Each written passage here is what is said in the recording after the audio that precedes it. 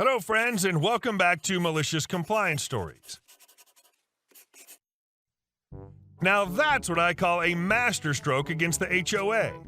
Our OP's friend really turned the tables on them, and I love how he used his paintball field skills to respond to their ridiculous demands. But before we dive in, make sure to hit that subscribe button, smash the like if you enjoy the content, and ring that notification bell so you never miss a juicy story. How a wall of trash led to sweet revenge. This happened to a buddy of mine. He bought 30 acres to put a house on, and the people that sold it just pretended like they still owned it with a free payday. Always throwing parties and trashing the place, they built tracks for four-wheelers and dirt bikes after it sold. My buddy let it slide through while he built his house, then one day soon after he moved in, he got up at 6 a.m. to go fishing. The campsite was trashed and 10 people were camping, so he went back to bed and decided to just talk to the neighbors about it in the morning. Then about 6:45 a.m., while he was trying to go back to sleep, 3 four-wheelers came flying around by the house. He was irritated, but he's a nice guy and had been letting them do it, so no big deal. When he went to talk to the neighbors and let them know that he had moved in, so he was putting up a gate and keeping it locked rather than being logical, they shrieked and started threatening him. My buddy, being the nice guy he is, just left and immediately called me. He explained the situation and said that he didn't want anyone hurt or threatened, but he wanted them gone. I told him to give me a week and I'll figure it out. So I decided to call in the guys and take down 2 old barns. We got the lumber and 10 for free for taking it down. One of the guys is a handyman and we got a big discount on nails and screws. Found a guy with a bucket truck that approved of what we were doing and decided to help. Got a few free power poles and sunk them in the ground. We basically built a 20 to 25 foot wall out of trash about 50 feet from the corner of his fence. We then had a company that was kind enough to supervise and direct us to putting up scaffolding with chain link fence panels around it. After having a few professionals inspect it and deemed it safe, we then spent over 2 weeks allowing any school kid to adult paint anything they want on it, so long as it wasn't offensive. The thing looked absolutely horrid, and traffic picked up since people came all the time to laugh and take pics. The neighbors were not thrilled, to put it lightly. And here's where the 50-foot gap comes in. We built a big stage and just big enough for a small concert, and every Friday and Saturday night, and sometimes weekdays, we'd fire up and rock out. Sometimes we'd just be bored hanging out at 2 a.m. and go fire up the stage. Needless to say, they freaked out, threatened all kinds of stuff. It was just outside of town, so there were no real noise rules. As it turns out, they'd called the cops so much before he'd even bought the land that they absolutely hated those people and were secretly laughing their butts off behind closed doors. One of my buddy's best friends is an attorney that lived nearby and represented my buddy for free because it was hilarious. 3 times they sued and lost, and on the 3rd time the judge had enough and told them they'd better not be back a 4th time for the same BS. About a week later, their house went on the market. After about 5 months of our shenanigans and being sure to make noise anytime we saw a car we didn't recognize at their house, they finally moved and had their house at a dirt poor price. My buddy's married sister had a different last name and lowballed them 3 times. They accepted the 3rd offer for less than half of market value. I had to work, so I missed it, but my buddy said he's never seen a human being turn so red. She texted him as the closing was coming to an end, and he waited down the road. As they all came out, he gave his sister a big hug and told those folks, "It's been fun."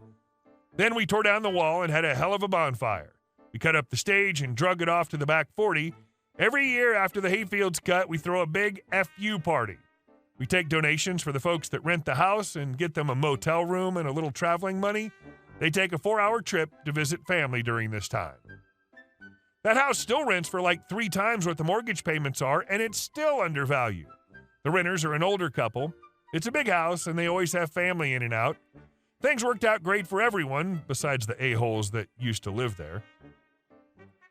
The eventual victory with the neighbors selling their house at a significantly reduced price is a satisfying conclusion to the tale of neighborhood warfare.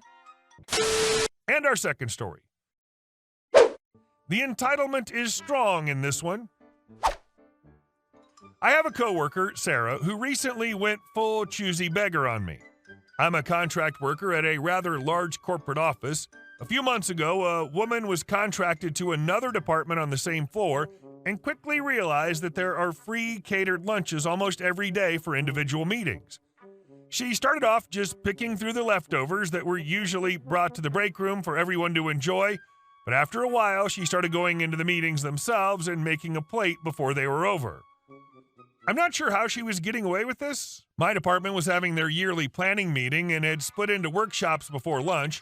I was setting up for lunch. The food had not come yet when she peeked in the meeting room. I noticed her watching me, and the convo went something like this. Me. Hi, can I help you? Sarah.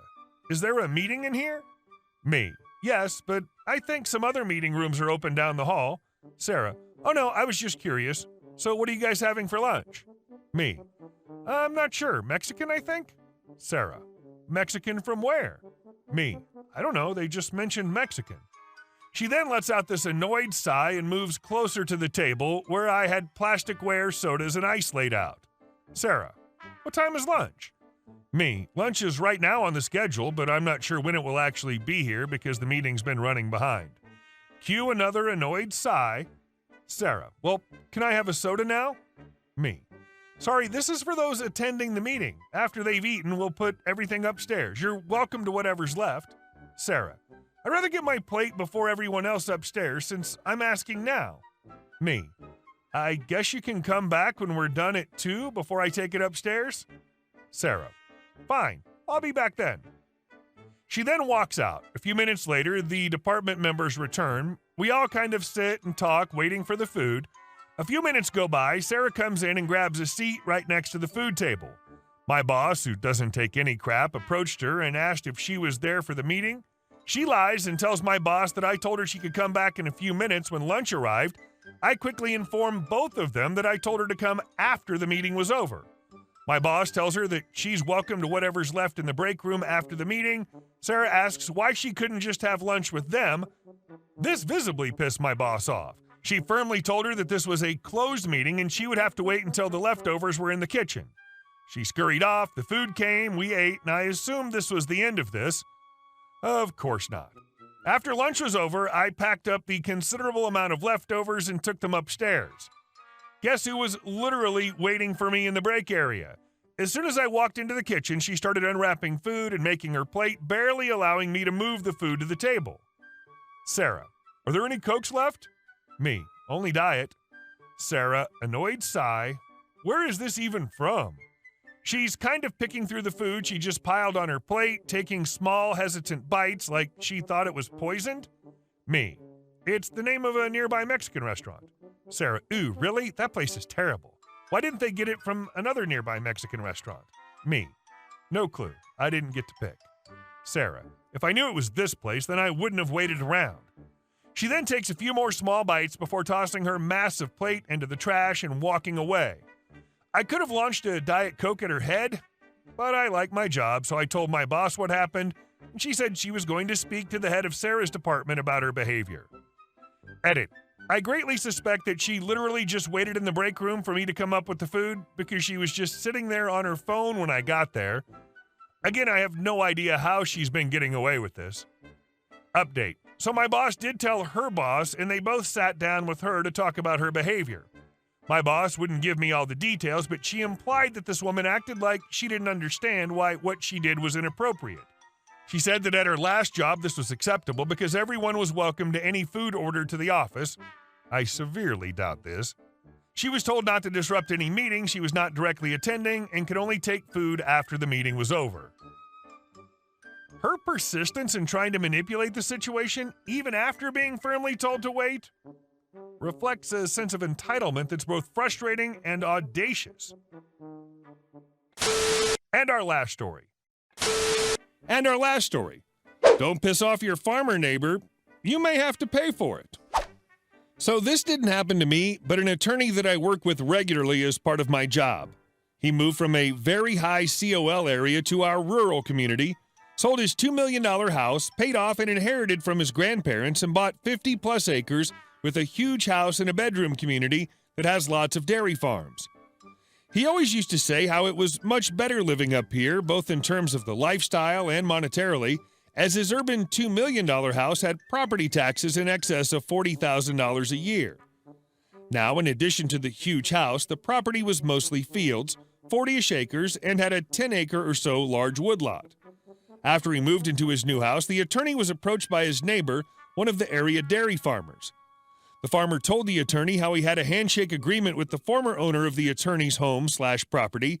The farmer would mow the fields for hay 2 to 3 times per year and would harvest a sustainable amount of trees out of the woodlot. In exchange, the former property owner got 10% of the chopped wood, which was more than enough to heat the house all year long without having to run the oil boiler for anything more than hot water. The farmer wanted to keep this arrangement going as it had worked out well for both parties for over a decade. The attorney thought the former owner was being taken advantage of and refused to do a handshake agreement, but told the farmer to give him a week to draw up a proper contract. The farmer was not overjoyed with making this out to be more than a gentleman's agreement, but agreed to come back the following week. The attorney decided that what would be fair was that the farmer should pay him $1,000 each time he mowed the fields for hay, since the farmer would feed the hay to his cows for free otherwise, completely ignoring that the farmer was using his own equipment and time to do the haying, and that the lawyer deserved 50% of the chopped wood, not 10%, or at least 50% of the revenue the farmer got from selling the excess chopped wood. Again, ignoring the equipment and time invested of the farmer. As you can guess, the farmer refused.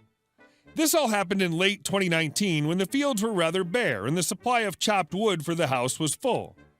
Well, here comes 2020, and now the fields start to look like garbage because none of the other farmers will pay to hay the fields. In fact, after speaking with the first farmer, all of the other area farmers are unwilling to mow the fields unless the attorney pays them $1,000 per mowing. And of course, come wintertime, the attorney's wood pile is depleted, and he has to use the oil boiler to heat his entire home, costing well over $300 a month in winter heating costs. Now we come to early 2021 tax prep season. The farmer, being a good and dutiful community-minded citizen, informs the town that he did not cultivate any of the attorney's land for the entirety of 2020, nor did he know of any other farmers who did. Well, as it turns out, this is a big deal, because in our state, farmland is assessed at a much lower value than residential property, and additionally has a separate and lower tax rate. The attorney's land had previously been entirely zoned as farmland except for the house and a few acres of lawn around it. Now the town sent out an assessor and rezoned the entire 50-plus acres as residential, which more than tripled the taxable property value and imposed the residential tax rate rather than the much lower farm tax rate. The attorney was quite surprised and furiously told me and everyone else we work with all this past week how he's going to sue the town because they now expect him to pay $50,000 a year in property taxes. Hey guys, thank you all for watching the video. I'll see you in the next one.